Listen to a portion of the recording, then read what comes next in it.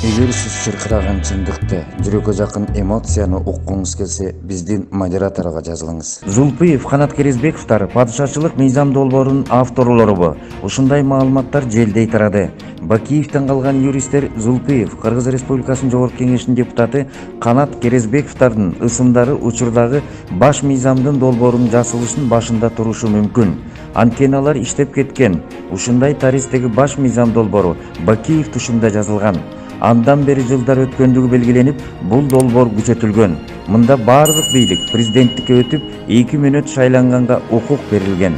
Талдоочулардын талдоосунда баш мыйзам долбоору падышачылык бийликти көрсөтүп койгон.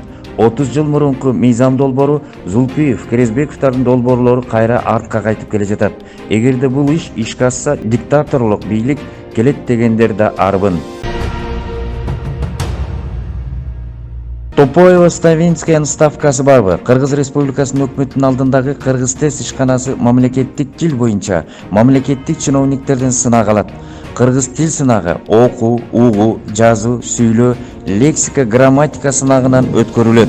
Бул өз-өзүнчө кабинеттерге кирип, компьютердик системада өтөт. Түз өтөт деп айтылганы менен түз эфирде эмес. Атайын суроолор, тесттик жооптор даярдалып, 4 жооптон бирөөнү аныкташың керек. Биздин байкаганыбызда аттуу баштууларды Кыргызтесттин жетекчиси Топоева Ставинская атайын жолунан тосуп алып, кабинетинен сүйлөшүп чыгат экен. Колуна гүл кармап, белектерин көтөрүп кирген чиновниктерди да көрдүк. Жыйынтыгында кыргызча араң сүйлөгөндөрдүн канаттандырылак тапшырып чыккандарын байкадык. Тескерисинче, кыргыздардын өтпөй жүргөндөрү да бар. Эмне Кыргызтест жетекчиси Топоева Ставинскаянын ставкасы барбы? Кадр маселесинин кадыры кетти. Жаш кадрлар коюлганы менен тажрыйбалары жок. Сүрөткө тарткандар, видеого тартып жүргөндөр ири ишканаларга баш директор, министрлердин орун басарлары болду. Алардын арасында ар кандай дүйнөлүк агымдарда агылып жүргөндөр да арбын. Маданият министри менен билим берүү министрин гүленчилер деген маалымат интернет желелеринде желдей тарап кеткен.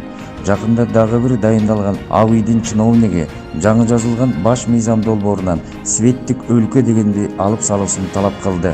Мындай жагдай менен кетсе, мамлекеттик кадрлардан калк ренжий баштайт.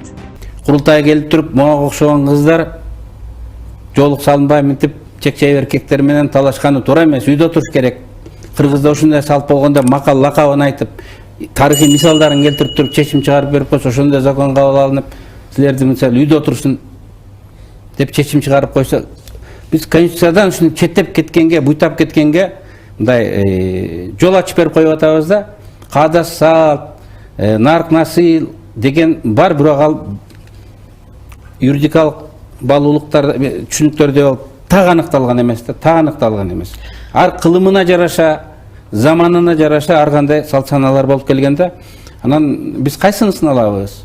Ал бекилген эмес. Ошондуктан бул жана идеологиялашкан мамлекет дегендей, бул жерде басылма сөз эмес, иш аракеттер деп атат. Мисалы, митинг өткөрсөң, бийликти сындап, или башка бир нерсени сындап митинг өткөрсөң, башкага өтсөң, салтка туура келбейт экен деп салынып калышы мүмкүн. Анткени кыргыз митингге чыккан эмес да. Же митингге чыкты деп эпостор уктуңар беле? Жок. Эгер сиз чыркыраган чындыкты, жүрөккө жакын эмоцияны уккуңуз келсе, биздин модераторго жазылыңыз.